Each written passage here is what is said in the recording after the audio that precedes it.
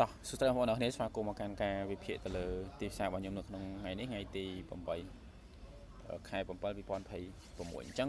ការ analyze របស់ខ្ញុំដូចសពមួយដងអញ្ចឹងមិនមានអីប្លែកទេបងប្អូនអរគ្នាអញ្ចឹងការចាប់យកទៅខ្ញុំតែងតែចាប់រៀងរាល់3ទៀនស្រាប់ថ្ងៃនេះទៀនពងដើរមិនសិនមិញនិងមិនសិនមួយថ្ងៃចាប់3ទៀនវិញអញ្ចឹងការចាប់របស់ខ្ញុំគឺខ្ញុំចាប់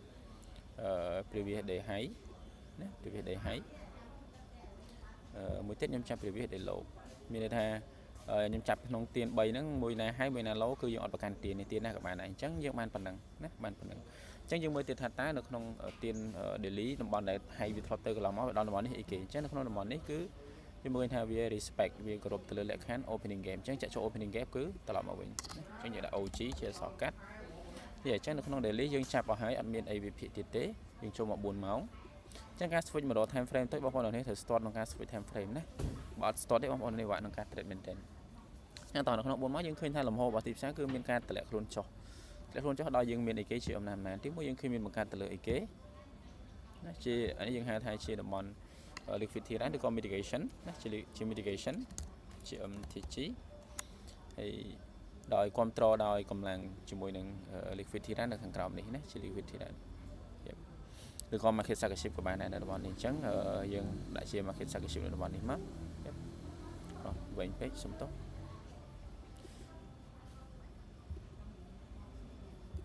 អញ្ចឹងយើងឃើញប៉ុណ្ណឹងហើយមួយទៀតយើងឃើញមានអីគេបង្កើតនៅ FVG 4ម៉ោង FVG 4ម៉ោងអញ្ចឹងផ្សារនេះគឺដល់ trend ហើយណា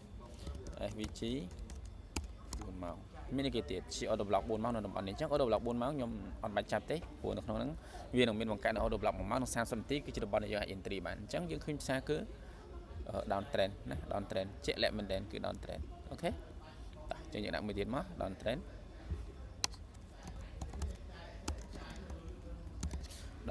ជាអញ្ចឹងយើងចាប់អស់ហើយអញ្ចឹងផ្សារកំពុងតែតម្លាក់ខ្លួនមកក្រោមនៅពេលដែលវាបិទបង្កើត low ហើយវានឹង retrace ចូល array ណាមួយ FVG order block ឬក៏អីវានឹងត្រឡប់មកទៀតហើយអញ្ចឹងនៅខាងក្រោមយើងឃើញថាតំបន់ផ្សារនៅទីនេះពាំងដោយអីគេយើងឃើញថាផ្សារកំពុងតែពាំងនៅតំបន់នេះឲ្យ FVG 4ម៉ោងដូចគ្នាដែរអញ្ចឹងផ្សារកំពុងតែ respect FVG ខាងក្រោមហើយខាងលើក៏មាន array ក្នុងការទប់អញ្ចឹងផ្សារយើងសន្មត់យើងមើលឃើញថាទិសដៅផ្សារអាចនឹង sideways នៅក្នុងតំបន់នេះណា FVG 4ម៉ោងណា FVG 4ម៉ោងអូខេអញ្ចឹងវាធ្លាប់ចាក់ចូលម្ដងកាលពីដូចជាយប់មិញណាយប់មិញហើយក៏កំពុងតែឡងត្រឡប់ទៅវិញអញ្ចឹងយើងឃើញផ្សារគឺមាន FVG ខាងលើមាន breaker ណាមាន breaker មកគ្រាប់ទៀតណាដែលនៅស្ថិតនៅខាងក្រោម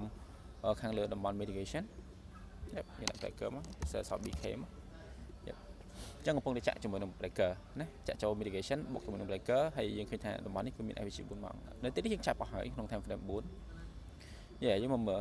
time frame 4ម៉ោងនៅ1ម៉ោងអញ្ចឹងយើងដូចខ្ញុំនិយាយមុនហ្នឹងអញ្ចឹងនៅពេលដែលយើងមើលឃើញគឺ order block 1ម៉ោងនិង4ម៉ោងគឺនៅជាមួយគ្នាហើយ FVG គឺនៅជាមួយគ្នាជាតំបន់បដូរលំហនៅតំបន់នេះជាតំបន់ market sarcastic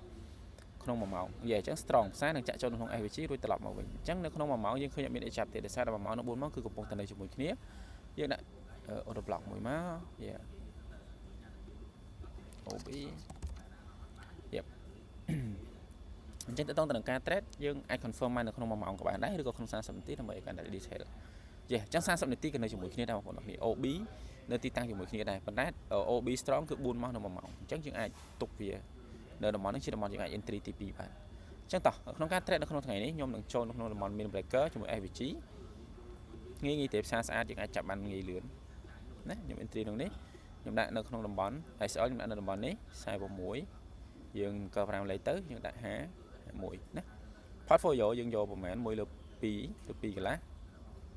2កន្លះខ្ញុំដាក់2កន្លះដោយសារហេតុអីព្រោះយើងដឹងថាផ្សារវានឹងឡងទៅចាក់ FVG បើសិនជាវា respect វានឹងមកយក low នៅតំបន់នេះហើយវា clear នៅ FVG អញ្ចឹងទិសដៅផ្សារយើងឃើញថាគឺនឹងបន្តចុះទៀតនៅពេលដែលក្រោយបិទបង្កើត low ហើយ retrace នឹងត្រឡប់មកវិញទៀតអូខេអញ្ចឹងការ analyze ផ្សារនៅក្នុងថ្ងៃនេះគឺប៉ុណ្ណឹងសម្រាប់បងប្អូនអ្នកដែលចង់រៀនអាចចូលទៅរៀននៅក្នុង group បានខ្ញុំដាក់ link នៅក្នុងវីដេអូណាហើយរៀន free ទេចង់ចេះលឿនអាចឆាតសួរខ្ញុំទៅខ្ញុំឆ្លើយដូចគ្នាដែរណាមិនលាក់លៀមអីទេអញ្ចឹងសម្រាប់វីដេអូនេះមានតែប៉ុណ្្នឹងទេអរគុណច្រើនបងប្អូន